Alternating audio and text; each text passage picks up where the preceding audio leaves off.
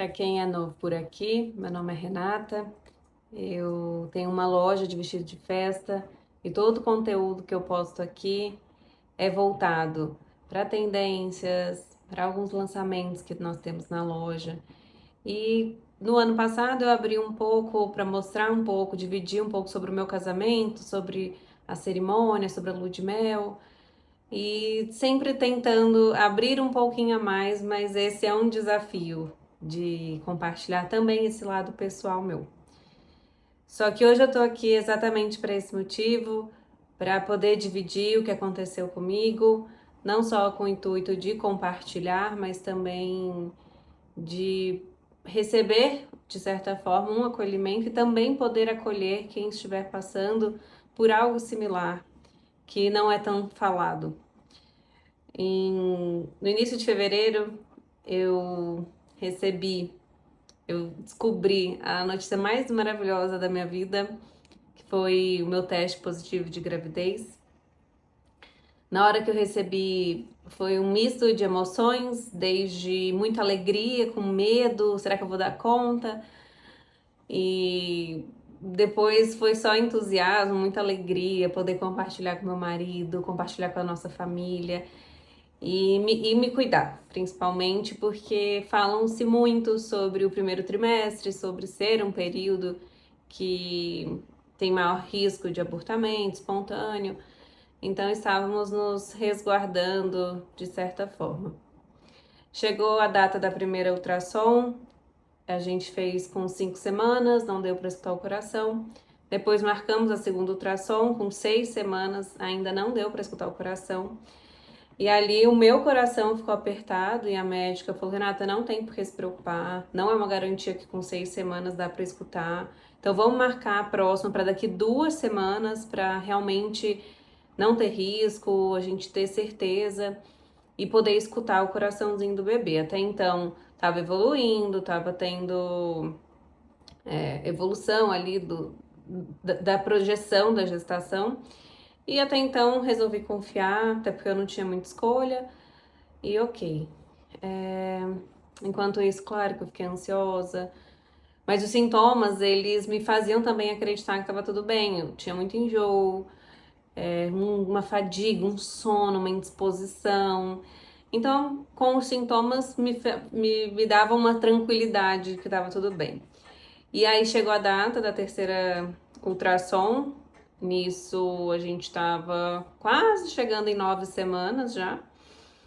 E aí veio a notícia de que a gestação não tinha evoluído, não havia batimentos cardíacos. E ali meu mundo parou. Foi um misto de duvidar, de não acreditar, com ter perdido a graça. E por ali foi uma semana muito desafiadora, aqueles primeiros dias de não enxergar graça em nada, de não visualizar aquilo ali passando. Até que depois de uns dias estava muito, muito difícil. Eu marquei uma consulta com a psicóloga que a minha médica tinha indicado. Ela atende diretamente grávidas, mães em luto, e comecei o tratamento com a psicóloga, que foi fundamental eu poder desabafar, poder dividir o que eu estava sentindo. Apesar das pessoas que sabiam serem todas muito próximas, serem pessoas que nos querem muito bem, percebi que as pessoas não são, nós não somos educados a acolher alguém em luto. Porque ficar falando frases como foi melhor assim, Deus quis assim, quando for a hora certa vai acontecer, isso não acolhe.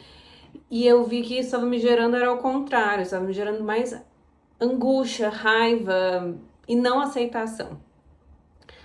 E com a terapia eu pude desabafar muito sobre isso, sobre o quão eu não me sentia acolhida e me sentia muito mais cobrada por ser grata por tudo que eu tenho e não ter o espaço de poder estar triste por eu ter perdido meu bebê. E claro que ninguém que sabia, né, que eram as pessoas mais próximas, tinham essa consciência, mas acho que esse é um processo muito individual e é por isso que eu faço questão de compartilhar, porque eu sei que esse não é um assunto muito falado, apesar de falarem que é comum de acontecer o aborto. Eu vejo que, pelo menos, o que eu acompanho é sempre as mulheres muito felizes, descobrindo que estão grávidas, a gestação linda, maravilhosa. Então essa é a grande maioria e a gente não vê o outro lado. E eu me senti muito sozinha nesse processo. Foi um momento muito desafiador. Mas quando nós retornamos depois da ultrassom na médica, ela orientou que a gente aguardasse o abortamento ser espontâneo, ser natural, que seria melhor a gente aguardar para não ter nenhuma intervenção, não ter nenhum procedimento, nada que pudesse dificultar uma gestação futura. Ela disse que se a gente já quisesse fazer a curetagem, o amil, poderíamos, mas que se desse para esperar, ela indicaria. Então, tanto eu quanto o João, a gente concordou de esperar, que isso não seria um problema. Ela falou que até 30 dias era um prazo seguro. Naquela mesma semana eu tinha uma outra consulta, inclusive com outra médica.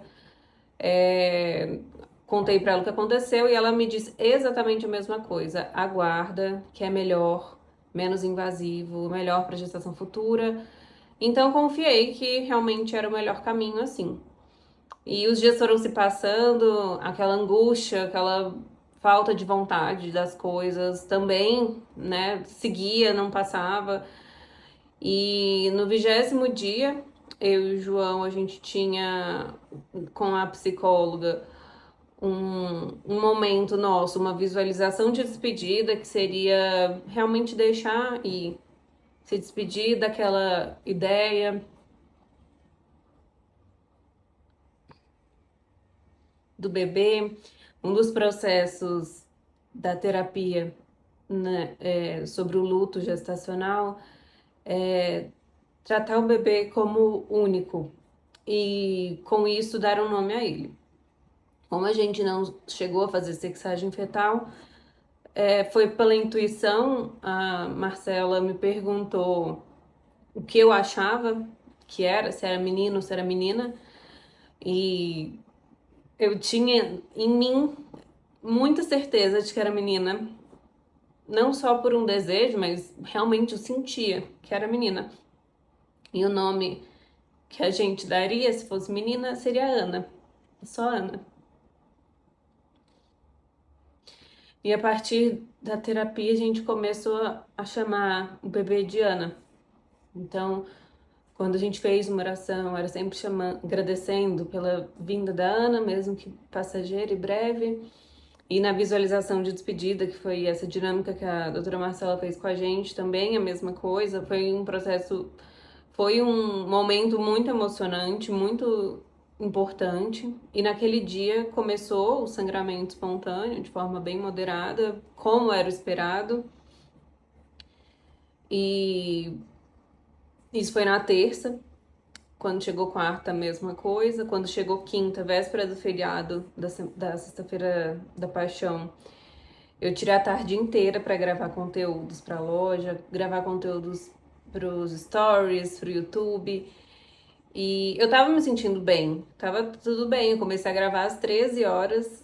Quando deu 17h30, ainda tinha mais algumas coisas para fazer, mas eu preferi parar. Eu comecei a me sentir muito cansada. Minha barriga, a sensação que eu tinha tido uma distensão abdominal, tava muito inchada naquele momento. E eu pensei, não, vou parar. E é algo que eu não costumo. Geralmente eu toco até realmente acabar. E ali eu falei, não, vou dar uma pausa. Depois eu fiquei, era véspera de feriado, a gente não tinha programado nada, então fiquei em casa, fiquei deitadinha. Na hora de jantar eu também não queria comer muito, eu tava realmente mais cansada. Mas eu associei isso a realmente eu ter tido muitas horas de gravação, que é algo que cansa, que demanda mais energia, então eu associei que era isso e não a outra coisa. E até aí tudo bem também. Chegou, dormimos, deu tudo certo. Na sexta-feira, no feriado, quando eu acordei, eu já achei que aquele cansaço da noite anterior, ele tava, mas ainda um pouco mais forte. Então pensei, não tinha a ver então com a gravação do dia anterior. Realmente poderia fazer parte do processo do abortamento espontâneo. Quando chegou ele por volta do meio-dia, eu fui ao banheiro, tava com indisposição, tava com dor na lombar. Quando eu fui no banheiro, saiu muito sangue, mas assim, em volumes impressionantes, assustadores, e parou. Continuou depois de uma forma moderada, como era esperado. Então, naquela hora eu pensei, bom, o volume maior saiu, o pior já passou, agora é só finalizar e deve durar ali ainda mais uns dias, como uma menstruação. Isso foi o volta do almoço, e eu ali com indisposição, dor na lombar, com cólica, sabe, um pouco mole. Almocei, o sangramento tinha cessado, né, tinha diminuído. Vi filme, comemos pipoca, ficamos tranquilos em casa. Quando chegou a noite, tava deitada com a bolsa de água quente na lombar, aí passava pra frente, tentando encontrar uma posição, tomei Buscopan e nada, até que uma hora eu me levantei e falei pro João, eu não aguento mais. E aí corri pro banheiro. No que eu corri pro banheiro, foi só o tempo de sentar no vaso e muito sangue. Eu não consigo descrever a quantidade de sangue que eu vi. E aí naquela hora eu pensei, eu vou pro box. Foi tudo muito rápido, eu vou pro box, porque no vaso eu não ia conseguir ter a dimensão do volume de sangue que realmente estava saindo. Fiquei no box ali um tempo e jorrando sangue, coágulos enormes. O nosso box, ele ficou tomado de sangue, de coágulo, e não parava. Aí eu chamei o João Vitor, falei, João Vitor, você acha que isso aqui tá normal? Ele viu aquilo, parecia uma cena, assim, de mentira. Parecia mentira aquilo. Ele falou, não tá normal, então vamos pra maternidade. Aí nisso, ele foi tentar me ajudar a me vestir, e eu falava, vamos esperar um pouco, deixa eu só lavar minhas pernas, deixa eu tirar esse excesso de sangue pra poder pôr a roupa. E não parava. Ele veio com, até que o João veio com toalha. Assim, foi muito angustiante esse momento, assim, de você não ver aquilo parando e não saber como que isso realmente ia acabar, né? E aí, por fim, nós fomos, mandei mensagem para minha médica, ela não estava em Goiânia, mas ela falou, vai para maternidade, que lá eles vão conseguir te ajudar. Aí nós fomos para maternidade, passamos pela triagem, medi minha pressão, tava tudo certo. Naquele momento o sangue não tava escorrendo, tava tudo ok. Até que chegou a hora de ir no médico, no plantonista, ele fez um exame clínico, chegou a pingar um pouco de sangue ali no consultório dele, mas ele olhou e falou, olha, tá tudo bem, faz parte do processo, é assim mesmo, sangra muito. Mas a gente já pode entrar com Amil e a gente acaba com isso agora, ou então eu posso te dar um remédio para dor, posso te dar soro, posso te dar um remédio para acelerar um pouco esse processo natural e vocês aguardarem aqui ou até mesmo se quiserem em casa. Aí o João me perguntou o que eu preferia fazer, eu falei, olha, você acha que tá normal? Ele falou, acho que não. Eu falei, então vamos ficar aqui. E a gente internou na sexta-feira à noite. Pedi pro João avisar meus pais que a gente tinha acabado de se internar ali, mas que tava tudo bem, tudo normal, que era o que o médico tinha falado pra gente. E aí no quarto a enfermeira pediu pra trocar de roupa, pra colocar o avental do hospital, que ela ia dar a injeção intramuscular. Nesse momento, quando eu fui pro banheiro, no que eu tirei a roupa que eu tava, começou a jorrar sangue de novo. E assim, pingava no chão, espirrava pra tudo que era canto. Sabe, assim, eu não consigo descrever a quantidade de sangue que tava saindo. E sangrando, a enfermeira, eu vi que ela ficou preocupada. Ela falou: não, vem cá, vamos fazer logo a medicação. O Nisso já fez a medicação. Elas me arrumaram uma calcinha pós-parto, uma fralda pós-parto, para ver se segurava aquele sangramento, para poder aí sim entrar com soro, com as outras medicações. E do jeito que tava, deitei, me deram ali um pouco de soro. Quando acalmou um pouco aquele momento, elas sempre muito atenciosas, muito delicadas, elas mediam o tempo inteiro a pressão, tava tudo certo. Do soro, elas trocaram pro remédio da dor, pro Tramal, e pro Tramal ali eu já comecei a me sentir mal, comecei a suar frio, vou vomitar, me dá um saco. Nisso eu vomitei, pressão baixou. Ela mediu, a pressão baixou. Vamos voltar pro soro. Quando normalizar, a gente volta pro tramal. E aí nisso, normalizou, tudo certo. Eu falei, eu preciso fazer xixi. Aí ela falou, não, vamos esperar um pouco e aí você vai. Esperamos, tava bem. Ela falou, não, agora já tá bem, senta um pouco, tá tudo certo, então pode ir lá fazer xixi. Quando eu fui pro banheiro, foi só o tempo de eu sentar. Aí eu só falei, nisso eles estavam trocando a roupa de cama, porque já tinha sujado tudo de sangue, tudo. Toda a roupa de cama tava vermelha.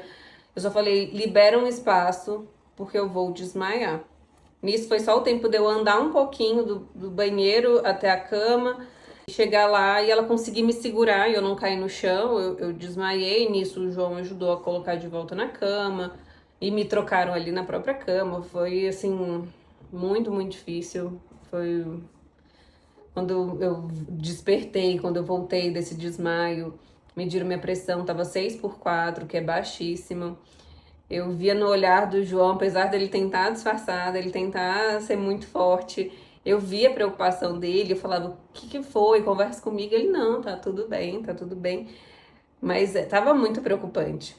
Até que as enfermeiras, depois desse episódio que eu tinha desmaiado, desse excesso de sangue, elas falaram, tá preocupante, a gente vai chamar o médico. Aí chamaram o médico, eles falaram pro João, falou, ó, a partir de agora já não dá mais para esperar. A gente vai levar para o centro cirúrgico, porque a partir de agora já corre risco. Aí nisso, a gente já foi para o centro cirúrgico. Ali eu tive que realizar o AMIO, que é uma curetagem por sucção. Depois disso, o sangramento passou, então pude ficar mais tranquila sobre isso. E aí começaram os exames, a gente fez exame de sangue. Perdi um volume muito grande de sangue, a hemoglobina chegou a 6,6, o normal ali é uns 11, 13. A minha hemoglobina em fevereiro estava 13,5 e chegou a 6,6 depois do episódio da hemorragia. E aí falaram que abaixo de 7 era necessário fazer transfusão de sangue. Então eu precisei de 2 bolsas de sangue, deu tudo certo, eles logo providenciaram. Agora em casa tô tomando também, fazendo reposição de ferro. E no fim da história deu certo, da medida que foi. No domingo de Páscoa a gente voltou para casa e foi um alívio muito grande. E toda aquela graça que eu tinha perdido, que eu não, sabe, aquele brilho no olhar, aquela vontade, alegria que eu não conseguia sentir, eu recuperei, porque apesar de não ter o nosso bebê, de não estar grávida, de eu estar bem, estar com saúde, tá viva, isso pra mim foi recuperar a maior graça que eu podia ter, ainda mais no domingo de Páscoa, que é tão representativo de um renascimento, um recomeço. E eu quis compartilhar isso com vocês porque foi muito solitário esse processo do luto, da gestação. Apesar de falarem que é muito comum, dói muito. A gente cria uma expectativa, a gente tem sonhos, as inspirações do quartinho e imaginar o rostinho, imaginar quando vai nascer, como vai ser e esses preparativos. E a Ana pôde descansar e eu ter paz sobre o assunto. E o significado do nome Ana é cheia de graça e com todo o ocorrido eu consegui dessa forma recuperar minha graça, recuperar a minha vontade de viver. Sobre uma nova gestação, o indicado era aguardar a próxima menstruação para pensar no assunto, mas como agora eu desenvolvi o quadro de anemia, a médica falou que esperar 2 meses seria pelo menos interessante, mas é algo que eu e o João, a gente resolveu dar uma pausa nesse assunto, apesar de ser um desejo muito grande entre nós, de aumentar a nossa família, mas a gente prefere focar agora na gente, no nosso casamento. A gente vai ter muito tempo aí pela frente para poder multiplicar nossa família, mas vamos focar esse ano agora em viajar, curtir o casamento mesmo. Eu deixo minha mensagem aqui para quem está passando por um aborto, por realmente sinta-se acolhida. Você não está sozinha. É difícil. E graças a Deus eu pude ter esse acompanhamento com a psicóloga. Foi muito importante poder conversar com alguém que realmente escuta, entende o que você está passando naquele momento, porque apesar das pessoas que mais chamam no mundo tentarem te ajudar, essas frases de Deus, quando Deus quiser e etc., eu sei que não confortam. Elas mais geram dúvida e talvez até raiva, como me gerou. Quando eu tive o primeiro sangramento, eu pedi perdão a Deus, porque ali eu vi que eu tinha questionado até onde era justo aquilo comigo, um bebê tão planejado, tão sonhado, e por quê, né? Por que Deus quis assim, que é como as pessoas falavam. Mas hoje eu entendo que isso veio para nos fortalecer como um casal, como família. Eu como mãe, como mulher, tenho certeza que quando a gente tiver essa bênção novamente, a gente vai saber valorizar ainda mais e curtir ainda mais o momento. Eu me despeço aqui de vocês, agradeço já mensagens, carinho e a empatia pelo que eu tô passando, mas eu tô bem e eu tô viva, eu tô com saúde. Daqui a pouco a gente recupera 100% e estaremos prontos para uma próxima. Um beijo grande.